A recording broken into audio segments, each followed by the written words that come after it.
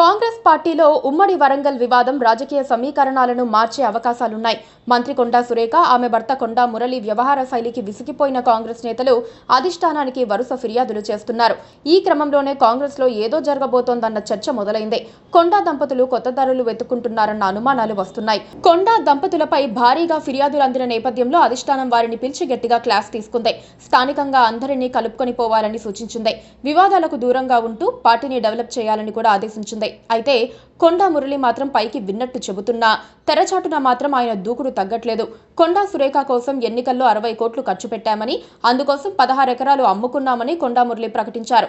అటువంటి ప్రకటనలు పార్టీకి పెద్ద తలనొప్పిగా మారాయి. పైగా మంత్రిగా ఆమెకు పైసా రావటం లేదని, ప్రతి నెల ఖర్చులకు తాను 5 లక్షలు ఇస్తున్నానని కూడా మురళి చెప్పుకోవటం దందాలను ప్రస్తావించినట్లయిందని కాంగ్రెస్ వర్గాలు భావిస్తున్నాయి.